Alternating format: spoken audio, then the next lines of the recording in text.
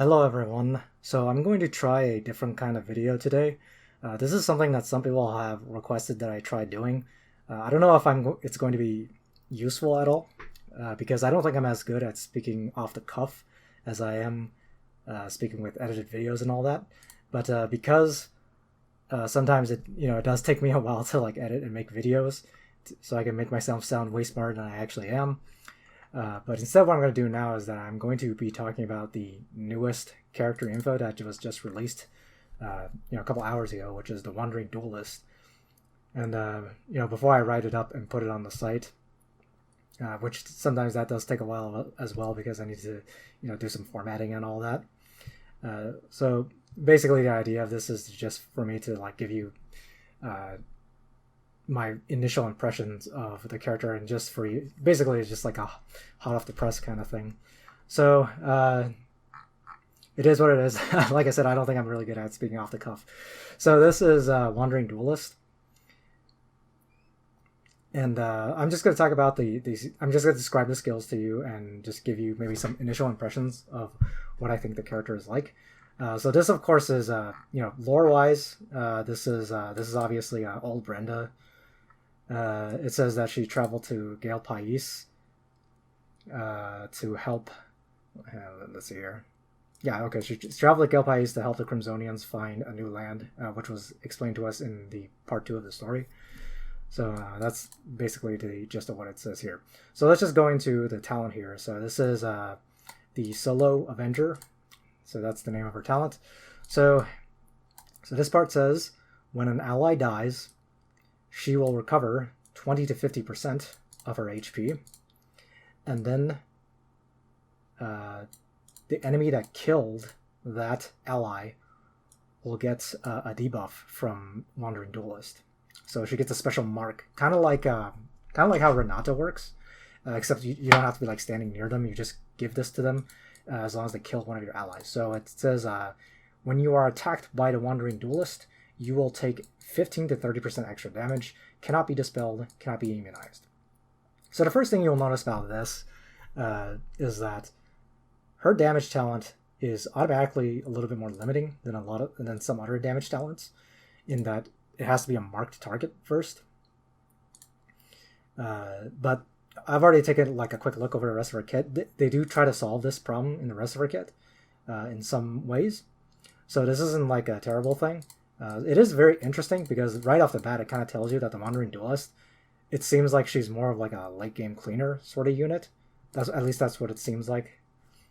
But we'll see the rest of her kit in a second here. So the second part of her talent says, after you have entered battle and after you have actively entered battle and attacked the enemy, so you have to enter battle, so single target, all the enemies that were marked by her talent will take 0.1 to 0.2 times of the damage she dealt as fixed damage that cannot be resisted.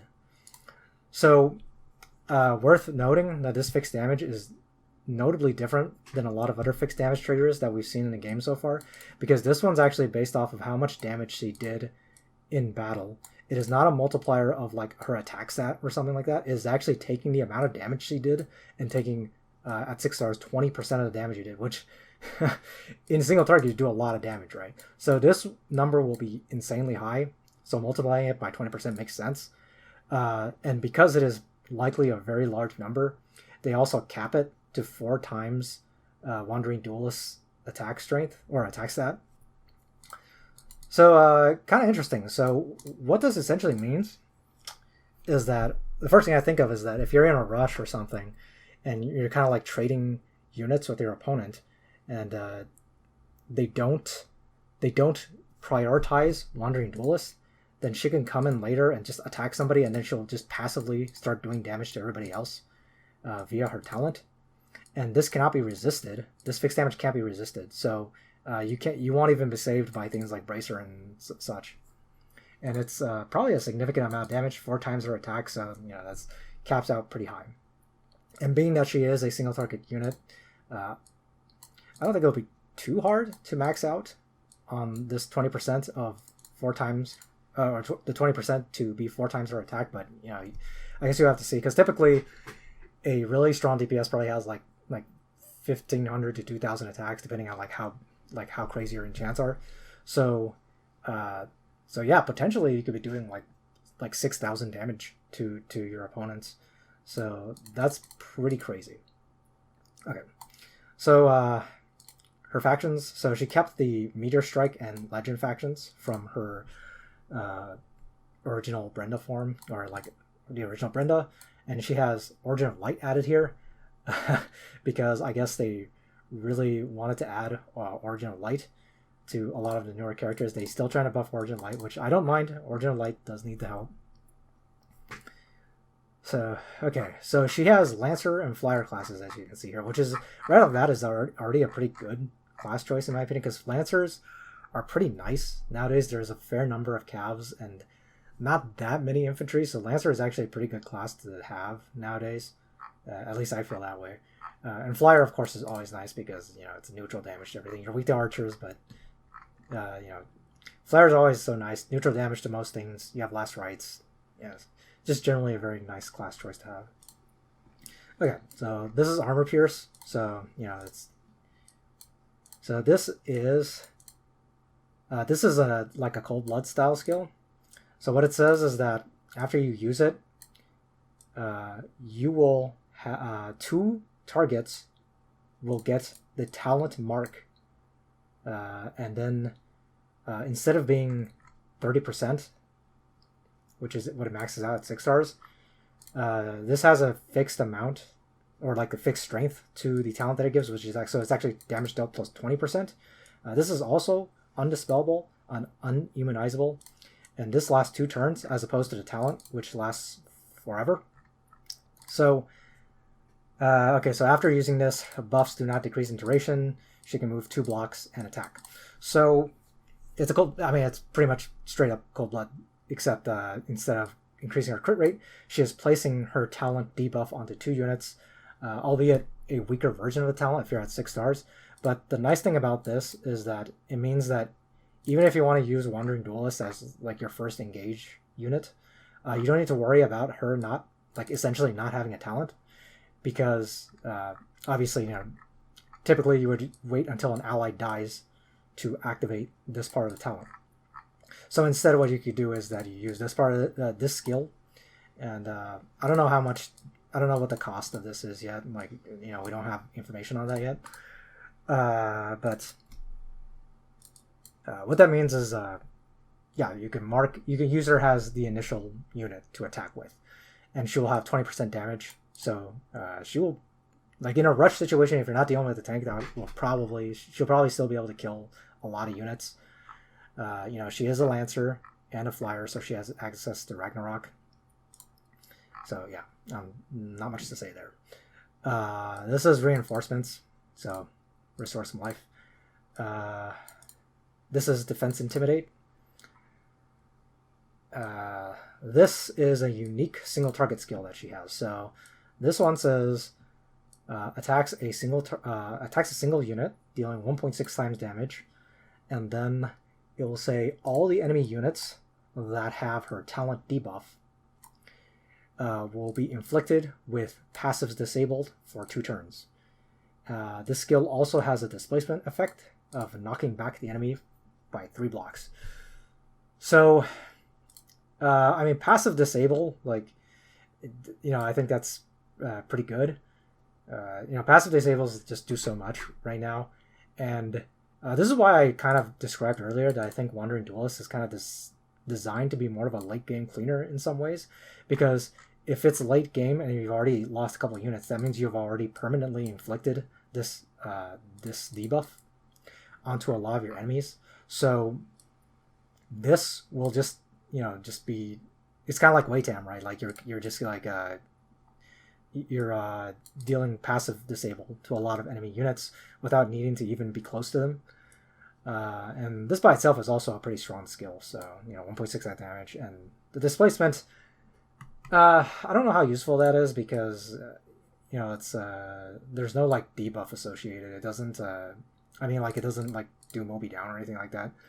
But it can still be nice if you want to knock a tank out of the way or something. Knock, I don't know, Christiane out of the way, I don't know. But yeah, the passive disable I think is the real prize of this skill. Okay, so now we have a Dragon Master class. This is first aid, so possibly useful in like some very niche situations. Lightning, pretty standard flyer attack. This is Wind Ride. So as far as her non-3C kit goes, it's pretty. I think it's pretty obvious that this is probably like this act against skill is almost certainly going to be a 1C skill. Like I'm assuming it's going to be a 1C skill. It seems like a 1C skill, and this attack is probably a 2C.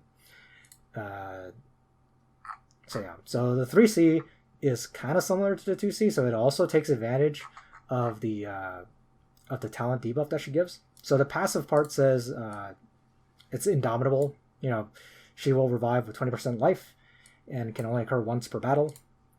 And then the attack portion is 1.7 times damage, restore 30% of damage dealt to herself. And then, what is it? Okay, so all enemies that have her talent debuff will have cannot be healed and critical hit rate minus 20%. Okay, interesting. So, I mean, the heal block is pretty self-explanatory because like you not only are you healing block, because remember, not only are you heal blocking them, you're also doing this unresistible fixed damage to them. So that's a pretty deadly combination. So even though Wandering Duelist is like, it's obviously just a single target unit, she's kind of like, she's actually like a single target unit that works well in an AoE team because she kind of she can kind of set up your team to do AoEs also. So it's a pretty interesting unit we have here. She's basically like a single target AoE hybrid character that doesn't have any AoE skills. So it's very, very interesting. They've been being pretty creative with some of these newer characters. The crit rate minus 20%, like that's nice. It really depends on what kind of units you have. If you have some units that can survive assassins, this might be something that can tip the game in your favor. Okay, so I guess the other thing I didn't mention her troops yet. So in her Lancer path, this is Phalanx, Berserker, Griffin Knight, Bone Dinos, Steelwing Warrior, Mech Knights. Okay, Mech Knights are... wait, this is not Mech Knights, sorry. This is Mech Dragons. Mech Dragons, sorry. This is Hoplite. This is Dragoon. And this is... I forgot what they were called. The Dragon Troopers. The Renata troops. So, I would say typically her best offense troop... Well, I mean, her best offense troop is probably like Bone Dinos if you just want pure damage, because those are just like really, really strong. Otherwise, it's probably Steelwing. Dragoons are okay. You know, Dragoons are a little bit more tanky than Bone Dinos, so they can be an option as well. But obviously, if you're running her on Flyer or Lancer, well, actually, so yeah, either way, you don't really want the Cav troops dragging you down all the time, so Flyer troops are probably going to be more popular on her. So Steelwings are the most offensive out of them, I feel like. Dragon Troopers are, like, in my opinion, Dragon Troopers are kind of bad. Even if you get the full movement, I've always felt they're kind of lackluster. And Mech Dragons are slightly weaker than Steelwings for max damage on offense, but they have attack and defense, and they work in both phases. Compared to the original Brenda, she actually does not have she doesn't have any very strong Lancer choices from what I see here.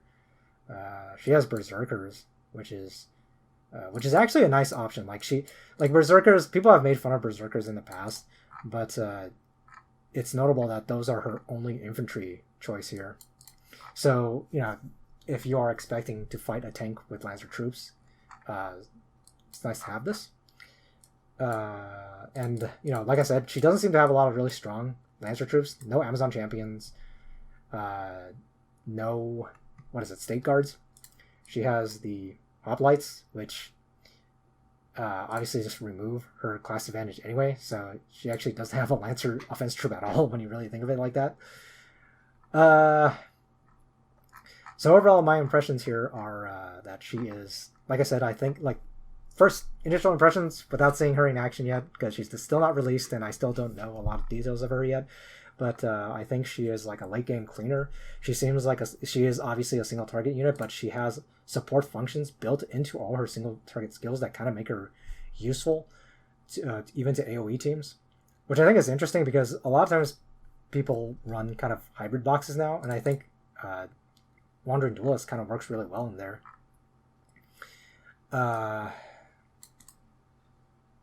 So what else is there? I mean, passive blocks. Yeah, the heal block plus the fixed damage from her talent just seems really, really strong to me. Obviously you would have to ban Rosen, and like it is with so many RDPS, and you would have to get rid of a lot of the mass protect and heal block prevention characters like Liana and Elma. So she still has those weaknesses, but so far she seems pretty good. I don't think she looks like some insane character. The thing I immediately notice is that she does not seem to have any sort of like notable amount of tankiness to her, and she does have a revive though, so like you don't have, at least she has that. And of course, worth remembering that in a fight, if you're rushing your opponent and you're giving your opponent a lot of different targets to go for, they kind of have to prioritize killing Wandering Duelist twice in a row if they want to avoid a bunch of headaches. Because if they kill her once and then start killing your other units because they can't reach Wandering Duelist with their other units or something, she's gonna heal herself 50% of her life every time they kill somebody else. So that's worth noting. So yeah, just a couple interesting mechanics going on here, but it's hard to say for sure until I see her in action, of course. But so let me know what you think of this style of video. It's just me kind of looking over this newest character and speaking off the cuff. The nice thing is that it lets me talk about the newest information for the game, but it also means I'm not editing my videos and you get to hear me speaking in a very disorganized fashion. So just let me know if you like these kinds of videos and if I should keep doing them. Thanks for watching, guys. I'm putting the finishing touches on a Zusa / Oboro video right now, but I just figured I'd try this out. See you guys next time.